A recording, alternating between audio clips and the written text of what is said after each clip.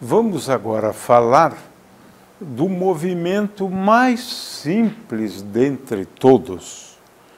Estamos falando de movimentos que ocorrem na ausência de forças. É claro que isso só é possível se esse objeto foi colocado em movimento e depois ele não está sob a ação de forças.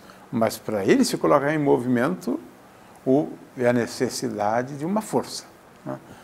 Depois de aplicada a força, aí não temos mais forças agindo sobre o objeto, né?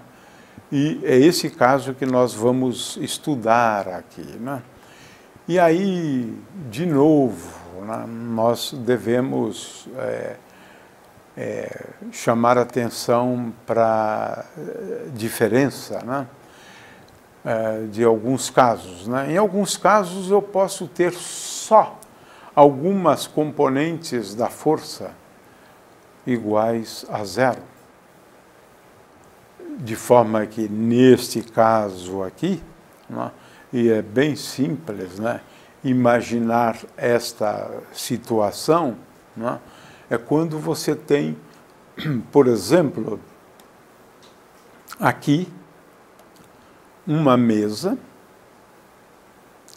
e agora um objeto, né, colocado sobre esta mesa. Aí está. O que acontece?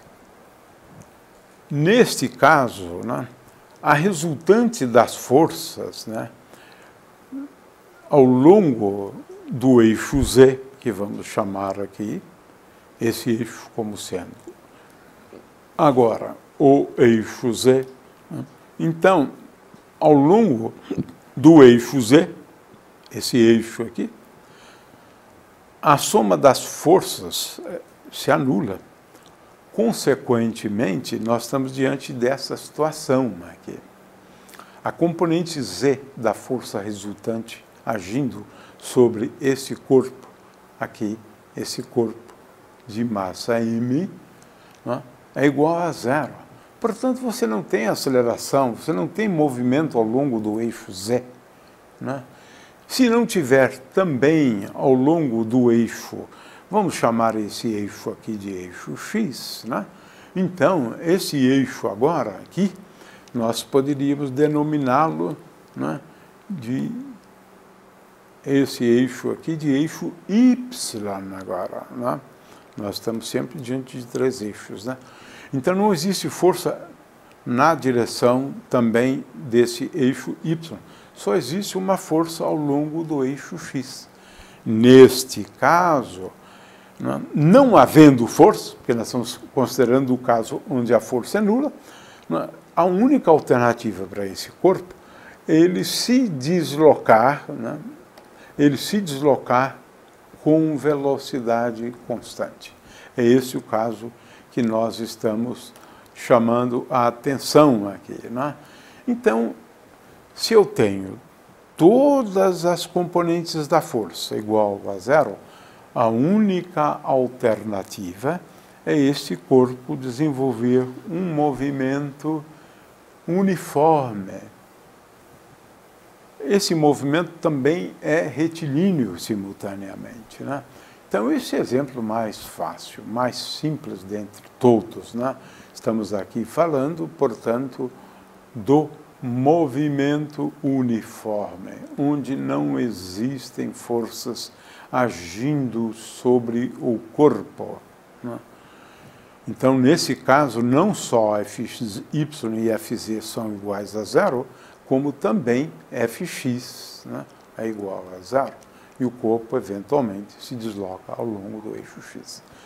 Uma outra situação interessante para ocorrer, né, um movimento uniforme é quando o objeto, o corpo, se move ao longo de uma curva e essa componente tangencial que está aqui destacada, F0, né? Essa componente tangencial é igual a zero, ou seja, não existe força na direção tangencial.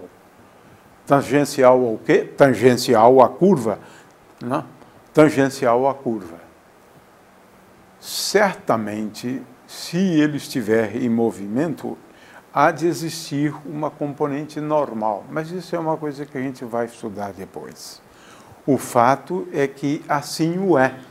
Se a componente tangencial à curva da força for igual a zero, o movimento será um movimento uniforme ao longo da curva, porque neste caso só resta a alternativa de V0 ser igual a uma constante, né?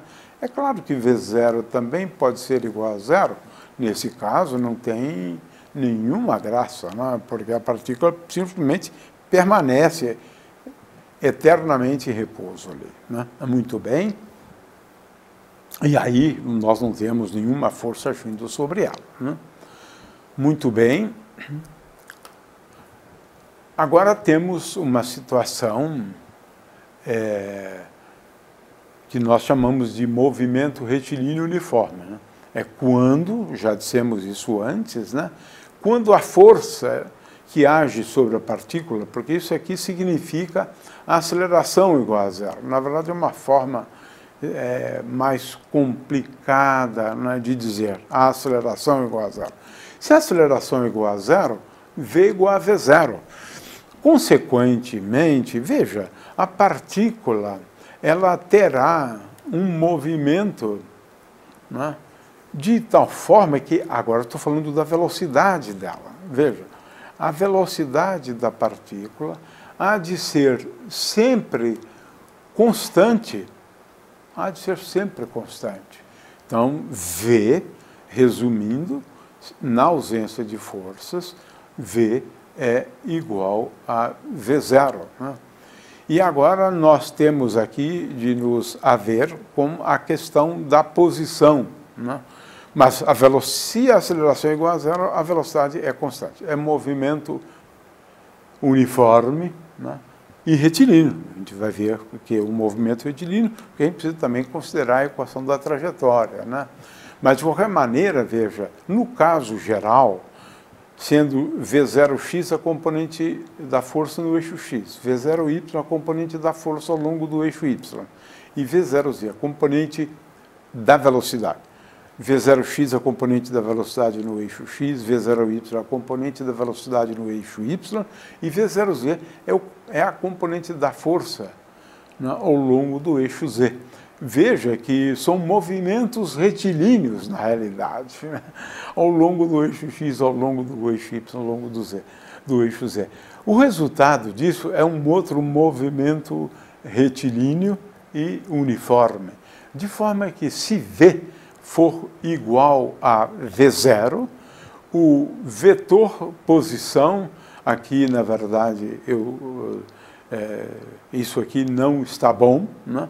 O vetor posição, o vetor R, é igual a V0 vezes T menos T0 mais R0.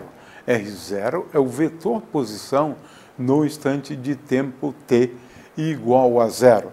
Então, graficamente, né, o que nós temos aqui?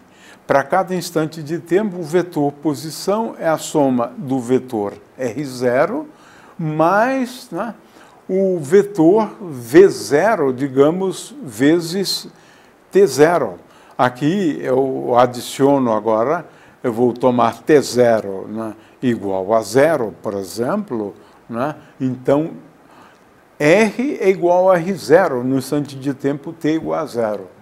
Agora, no instante de tempo T1, a velocidade, o vetor posição agora R1, né, só para a gente destacar aqui melhor, né, esse R1, o vetor posição no instante de tempo T1, ele é igual a R0 mais o vetor V0 vezes T1, que é o que temos aqui. Então, este vetor aqui, né, é o vetor V0T1. E esse aqui é o vetor R0. Portanto, a partícula está aqui. No instante T2, você soma o vetor R0, que é esse vetor que está aqui, e eu quero sempre chamar a atenção para ele, né? Então, é este vetor R0 mais este outro vetor, né? Que no caso é V0 vezes T2, a soma desses dois vetores. Então, a soma desses dois vetores vai me dar este vetor posição. Finalmente, no instante de tempo T3, eu somo o vetor R0 mais o vetor V0T, que está em vermelho, agora está em vermelho.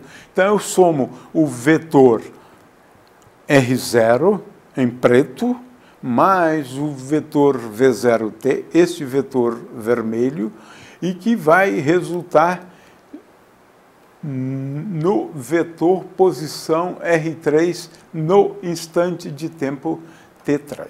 Né? Muito bem. Agora, temos movimentos retilíneos e uniformes, porque é sempre possível, né, a gente fazer uma escolha do eixo paralelo à velocidade. Né? Nesse caso, tudo fica mais simples, olha só. Y não muda, Z não muda. E X muda com o tempo desta forma. X é a coordenada agora na qual ocorre o movimento, porque nós estamos aqui considerando, né, o eixo X como sendo o eixo no qual ocorre o movimento. E V0, claro, nós escolhemos o V0 coincidindo, né, com o eixo X, né, V0, vetorial. Né. Então, veja, X é função do tempo, de acordo com essa expressão aqui, né, que é uma expressão do movimento retilíneo uniforme. No movimento retilíneo uniforme, eu tenho que X é igual a V0, né, que só tem velocidade ao longo do eixo X, vezes T menos T0. A gente sempre escolhe T0 aqui como sendo igual a zero. Mais X0, né? É isto. Veja que, na realidade, no movimento uniforme, o que a gente pode ver, né, é que ΔX, estou considerando aqui as diferenças, né, de coordenadas, né, ΔX é proporcional a ΔT. Então, se eu tenho, né, o caso de um automóvel que percorreu uma distância de 1 quilômetro ao longo de 1 minuto, então, depois de 2 minutos, ele há de percorrer uma distância que é o dobro. Depois de 3 minutos, uma distância que é o triplo dessa. E depois, né, de 4 minutos, uma distância que é 4 vezes maior. Né? Ou seja, as distâncias percorridas são proporcionais aos instantes de tempo necessários para percorrê-las. É isso que a gente aprende, né, com esse tipo de movimento. Né? Então, se a força resultante for nula, né, esse é o resultado, inclusive, que a gente já discutiu antes, né, onde a gente fez aqui uma correção, né, e colocando aqui o vetor posição. Esse caso a gente já discutiu.